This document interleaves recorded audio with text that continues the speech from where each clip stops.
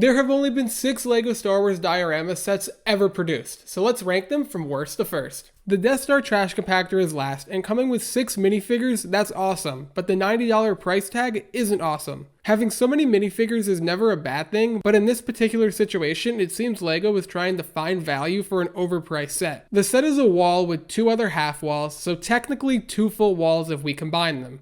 Also, coming with parts to look like trash on the ground because this is obviously the trash compactor. I understand why the feature of the set compacting is included, but I'm not sure who will display it in that way because of how it looks. As a play feature goes, it's really fun, but display wise, it looks really bad. On the back of the set, LEGO added a spot for R2-D2 and C-3PO. I feel the detail on the back was unnecessary, as was including R2-D2 and C-3PO minifigures. Nobody will notice the back panel on the set or the 2 figs displayed there because no one's gonna pick up the set and say, let me see what's on the back. It just feels like a way for LEGO to try and justify the price for the set. They could have excluded the 2 figs, excluded the panel on the back, and charged $10 to $15 less and gave the set a much better value. The Mos Espa Padres diorama is 5th, and it's so overpriced that it will cost it a few spots. The set includes 2 pod racers, which are basically polybag builds, and plenty of rock detailing. As far as detail goes, it's very nice, and both pod racers are great. It's just hard to look at the set and spend $80 when there's no minifigures. This set should be $50 at most, and if a minifigure or 2 were included, I can see maybe $60.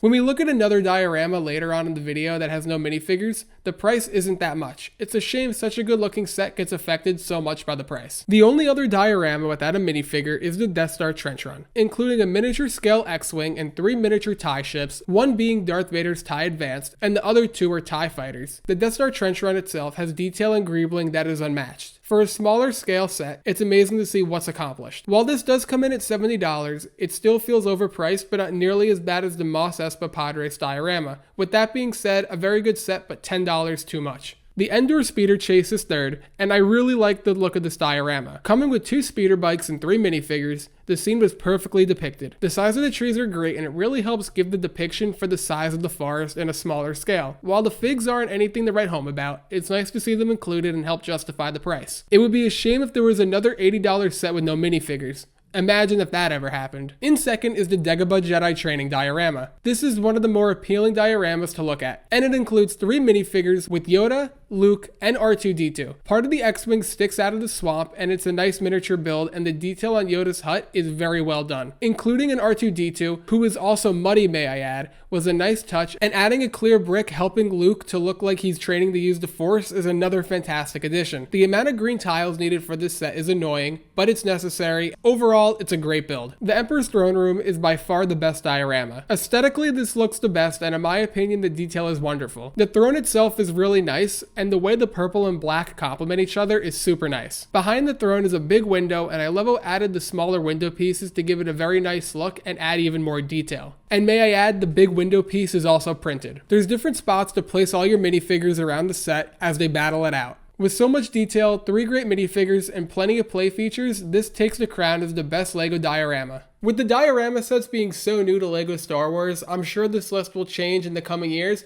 but let me know what you think of the list and what dioramas you want to see next for LEGO Star Wars, and I'll see you in the next one.